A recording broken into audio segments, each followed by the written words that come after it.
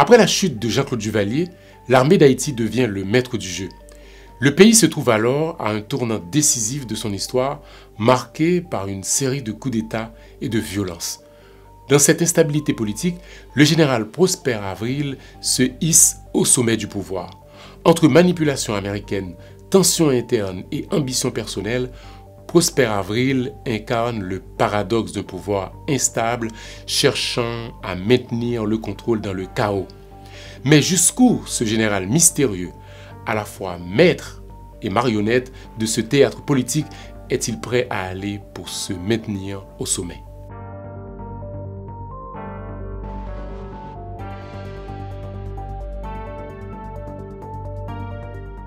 Investi en catastrophe par Jean-Claude Duvalier avant son départ, le général Henri Namphy est de fait l'homme qui détient les clés du pouvoir, même s'il y avait à ce moment-là un conseil national de gouvernement dans lequel on retrouve deux civils, Gérard Goug et Alix Sinéas, et surtout d'autres militaires comme le général William Regala, homme secret et cynique. C'est d'ailleurs lui qui a supervisé le massacre des Vêpres de Jérémie sous Papadoc. C'est le bras droit d'Henri Namphy. L'autre poids lourd de ce Conseil national de gouvernement est le général Prosper Avril, homme discret que Papadoc lui-même surnommait l'intelligent Avril. Le général ne fait pas de vagues, mais il guette le moment pour sortir de sa réserve. Avril a pendant longtemps servi auprès des Duvalier. C'est lui qui dirigeait le service de sécurité du chef de l'État sous la présidence de Jean-Claude Duvalier. Après d'innombrables péripéties, le gouvernement de Henri Namphy organise des élections avec beaucoup d'irrégularités qui porteront au pouvoir Leslie François Maninga. Mais bientôt, Maninga sera chassé du pouvoir par l'armée en raison de conflits avec le général Henri Namphy. Après ce coup d'État contre Leslie Maninga, Henri Namphy marque son retour en force. Les militaires occupent à présent tous les postes du gouvernement. On entre alors dans une période de folle dérive militaire. Les atrocités des militaires et des anciens tontons macoutes se multiplient. L'église de Saint-Jean-Bosco devient l'une des cibles des agresseurs. Le 11 septembre 1988, la messe du père Aristide ne dure que quelques minutes. L'homélie est interrompue par une attaque à main armée sanglante. Une centaine de sans-mamans, c'est ainsi qu'on désignait à l'époque, et ces mercenaires sont mobilisés pour cette opération supervisée par Franck Romain, le maire de Port-au-Prince. De sa voiture, ce baron du duvalierisme dirige la manœuvre des assaillants. L'attentat fait de nombreux morts. Des dizaines de blessés gisent dans la cour. Réfugié chez les pères salésiens, juste à côté de l'église, Aristide attend d'éventuels secours. En état de choc, le père Aristide pleure. Pendant ce temps, les macoutes incendient l'église. S'il sort, Aristide se fait assassiner. Mais bientôt, les militaires interviennent. Les assassins quittent les lieux et Aristide a pu quitter l'église avec l'aide de ses amis. Cette tragédie a renforcé l'image d'Aristide auprès de la population comme le Messie invincible. Ces événements vont précipiter la chute de Namphy. Le moment est venu pour Avril de prendre les choses en main. Quelques jours plus tard, le 17 septembre 1988, nouveau coup d'État. Cette fois-ci, c'est Henri Namphy qui se fait éjecter du pouvoir 3 mois après avoir renversé le président Maninga. On a annoncé le putsch comme un mouvement de petits soldats. Les putschistes annoncent que le coup s'est opéré sans effusion de sang. Contrairement au coup d'État précédent, les sous-officiers ont apparemment joué un rôle déterminant dans celui-ci. Dans le communiqué annonçant le coup d'État diffusé à la télévision nationale d'Haïti le dimanche 18 septembre à 2 h du matin, le colonel Joseph Hébreu a déclaré que le général Henri Namphy avait été destitué par les sous-officiers et les soldats de la garde présidentielle. Entouré de ses hommes, le général Prosper Avril a immédiatement confirmé dans son message à la nation qu'il avait été porté au pouvoir par les sous-officiers et les soldats écœurés de la façon dont le pays est gouverné depuis le 7 février 1988. Mais la réalité est plus complexe. Il y a une chose que le général Avril n'a pas dite ce jour-là, c'est qu'il était le chouchou de Washington. En effet, les Américains qui voient surgir le danger d'une nouvelle dictature avec les méthodes brutales de Namphy se pressent de reprendre le contrôle de la situation. C'est ainsi qu'ils font appel à un de leurs hommes, le général Prosper Avril. Mais en public, le général dira à qui veut l'entendre « Je n'ai jamais fait de coup d'État dans ma carrière. Je suis arrivé au pouvoir par un concours de circonstances. Au contraire, je faillis être victime. » Qu'est-ce qu'il veut dire par là? L'aurait-on forcé, malgré lui, à endosser le coup d'État? Si Avril déclare qu'il n'a jamais fait de coup d'État, malgré l'évidence des faits, Leslie François Manigat se chargera de le lui rappeler lors d'un entretien en 1990 avec le journaliste français Laurent Lesage. Manigat déclare « C'est Avril qui a fait le coup d'État contre nous au profit de Nanfi d'abord, puis pour lui-même. » Donc, d'après Manigat, Avril est l'auteur de 2 coups d'État. Celui contre Manigat qu'il fait pour Nanfi et celui contre Nanfi qu'il fait pour lui-même. L'intervention américaine ne s'arrête pas au coup d'État de Prosper Avril. La situation politique haïtienne inquiète réellement Washington qui voit de mauvais œil toute cette instabilité dans la région. Un rapport confidentiel d'un membre du Congrès américain, Walter Fauntroy, en date du 3 mars 1989, destiné au président Bush, résume parfaitement l'analyse américaine de la situation haïtienne à ce moment-là. Il permet de mieux comprendre pourquoi les Américains estiment qu'il était urgent qu'un de leurs hommes, en l'occurrence Avril, prenne le contrôle de la situation. Ce rapport nous montre comment les Américains vont réussir à faire cesser le désordre et la violence qui régnait dans le pays afin de faciliter les choses au général Prosper Avril. Arrêtons-nous un tout petit peu sur ce rapport que se sont procurés 2 journalistes français, Nicolas Jalot et Laurent Lesage, relatés dans leur livre « Haïti, 10 ans d'histoire secrète » paru en 1995. Le rapport pointe la source du problème de l'instabilité politique en Haïti en désignant les 5 grandes familles qui contrôlent l'économie haïtienne. Les Brandt, Meuse, Bidjo, Accra et Bermans. Leur puissance émane des monopoles et de la corruption, dit le rapport. Ces personnalités et leurs associés ont été identifiés comme étant en première ligne dans le financement de la terreur pour intimider le peuple haïtien et les forces démocratiques. Ces familles ont fait clairement comprendre qu'elles souhaitent à tout prix maintenir une économie qui étrangle le pays et basée sur des concessions gouvernementales pour avoir des franchises et des monopoles. Ils craignent qu'un gouvernement élu libre soit redevable au peuple haïtien, s'ingère dans leurs privilèges et les force à concourir dans une économie ouverte. Un tel changement menace leurs intérêts à court terme.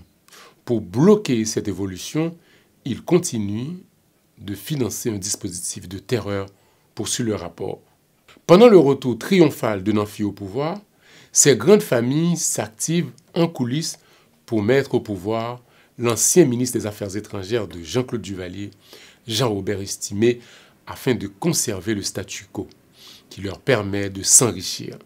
Les Américains décident de stopper ce petit jeu macabre en leur faisant comprendre que leurs activités sont contraires aux intérêts américains qui prêchent partout le libéralisme économique. On leur a fait passer le message et en seulement 10 jours, on constate une réduction des actes de violence et de sabotage dans le pays. Et il a fallu seulement 15 jours pour qu'il n'y ait presque plus de groupes armés qui commettent des actes de violence sur la population.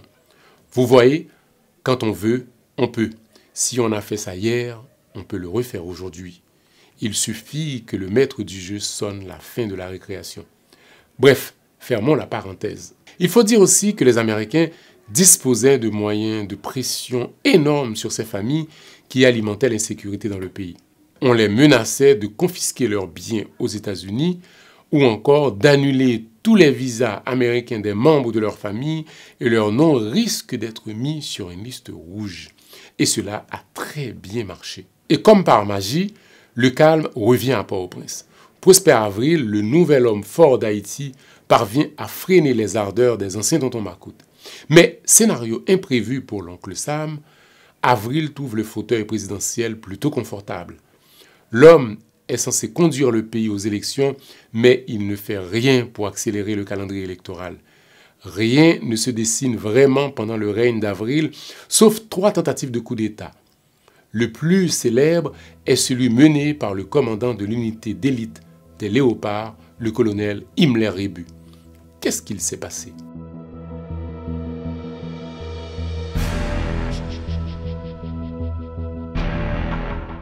Le dimanche 2 avril 1989, tôt le matin, des coups de feu résonnent au Palais national. Des soldats prennent position devant les principaux bâtiments publics et la rumeur s'amplifie. Le général Prosper Avril serait victime d'un coup d'État. Pour l'instant, pas de communiqué officiel annonçant un coup d'État, c'est la confusion totale. Dans l'après-midi, la TNH annonce que le général Erard Abraham, commandant en chef des forces armées d'Haïti, a pris le pouvoir et que l'annonce officielle du coup d'État est imminente. Mais d'autres sources contredisent l'information et affirment que Prosper Avril est toujours aux commandes et qu'il contrôle la situation, tandis que d'autres sources indiquent un peu plus tard que le général est arrêté. D'ailleurs, la République dominicaine confirme presque l'information en indiquant qu'un visa temporaire pour des raisons humanitaires a été accordé au général. On saura peu de temps après ce qu'il s'est réellement passé. Le corps des Léopards, dirigé par le colonel Himmler Rebu, avait procédé à l'arrestation du général Avril pendant la nuit, ainsi que son ministre de l'Intérieur. Les deux hommes se trouvent dans la caserne sur la route de Frères. À ce moment-là, les putschistes essayent de négocier avec le général Erard Abraham pour qu'il endosse le coup d'État. Mais celui-ci refuse de prendre la tête de la rébellion. Alors que les hommes d'Himmler Rebu tentent d'emmener Prosper Avril à l'aéroport pour l'envoyer en exil, des blindés de la garde présidentielle interceptent le convoi. Les soldats fidèles au pouvoir libèrent le général et le ramènent au Palais national. Le colonel Himmler Rebu, qui se trouvait à la tête du convoi emmenant le général à l'aéroport, est arrêté. Le général Avril, une fois rétabli dans ses fonctions, dénonce dans une allocution télévisée quelques membres des forces armées se laissant aveugler par leurs ambitions démesurées. Si le régime du général Prosper Avril n'a pas été aussi violent que celui de son prédécesseur Henri Namphy, la persécution des opposants politiques continue. Des cas d'actes de torture et d'autres formes de mauvais traitements infligés à des prisonniers politiques continuent d'avoir lieu. Le militant Jean-Auguste Messieux et un certain Evans Paul ont fait les frais de la brutalité du régime. Le cas de Jean-Auguste Messieux est assez paradoxal puisque le général a affirmé plus tard, lors d'un entretien au journal Le Nouvelliste, qu'il a eu pourtant de bons rapports avec Jean-Auguste Messieux. Il a qualifié les violences de simples incidents malheureux de brutalité policière commis sous son régime. Peut-il dire autant d'Evans Paul? Je crois que oui, puisque dès 2001, Evans Paul a annoncé qu'il ne souhaite pas poursuivre en justice le général pour le violent passage à tabac dont il a été victime sous son régime. Cerise sur le gâteau, l'ancien journaliste devenu Premier ministre sous le régime PHTK s'est affiché en public tout souriant aux côtés de Jean-Claude Duvalier et de Prosper Avril, ces deux anciens bourreaux. On oublie tout et on pardonne tout. Evans Paul est décidément un saint. Mais en même temps, cette photo illustre à elle seule tout le concept du règne de l'impunité. Je ne peux pas m'empêcher de partager avec vous le témoignage d'Evans Paul après les tortures qu'il a subies sous le règne de Baby Doc. Ces propos sont rapportés dans un livret d'Amnesty International datant de 1985. Evans Paul était à l'époque journaliste à Radio Classique. Il est arrêté à l'aéroport de Port-au-Prince le 16 octobre 1980 alors qu'il rentre d'un séjour aux États-Unis.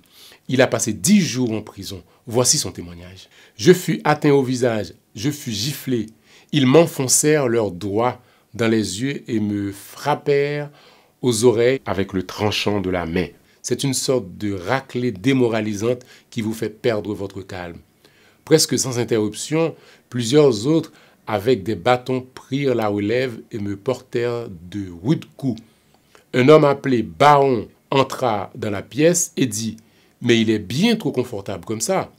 Attendez un peu. » Alors, il prit une corde en nylon et attacha mes poignets derrière mes jambes, Les cicatrices sont encore visibles. Il passa un long bâton entre mes bras et mes jambes. J'étais comme une pelote. Je croyais que mon corps allait se briser partout. Alors je reçus une pluie de coups de bâton. À un moment, je crus mourir. Ils me donnèrent quelque chose à boire. Puis les coups redoublèrent. Mes fesses avaient la peau arrachée. Le sang coulait. Cela ne les arrêta pas. Au contraire, on aurait dit que la vue du sang les excitait encore davantage. J'étais sur le point de mourir quand ils me délièrent et me jetèrent dans une cellule obscure. On n'y voyait rien. Voilà. Je n'ai pas besoin de commenter. Revenons à notre général. Sous pression, Prosper Avril démissionne et prend la route de l'exil comme ses prédécesseurs. Il revient au pays 3 ans plus tard, en 1993. Il se fait alors très discret. En 2001, il est arrêté sous le gouvernement d'Aristide, accusé de conspiration contre la sûreté de l'État. Il reste 3 ans en prison. Il qualifie sa détention d'illégale et d'arbitraire. Il est libéré après le départ en exil d'Aristide en février 2004. Aujourd'hui, Prosper Avril est âgé de 86 ans et vit en Haïti, où il publie des ouvrages sur l'histoire récente d'Haïti ou sur son action à la tête de l'État. Il a récemment fait l'objet d'une polémique en 2023 en raison de son invitation à la foire Livre en Folie comme invité d'honneur aux côtés du poète James Noël. Des centaines d'auteurs haïtiens ont lancé une pétition pour exprimer leur désapprobation et menacent de boycotter l'événement. Mais cette protestation n'aura absolument aucun effet. Au contraire, la polémique a plutôt assuré le succès de l'événement. Voilà, Prosper Avril est réhabilité. Le général Prosper Avril reste une figure controversée de l'histoire contemporaine d'Haïti. Son parcours incarne les contradictions d'un pays marqué par l'instabilité politique et l'éternel défi de la justice face à l'impunité. Merci d'avoir regardé cette émission consacrée au général Prosper Avril. Je vous donne rendez-vous prochainement pour une autre émission. Au revoir.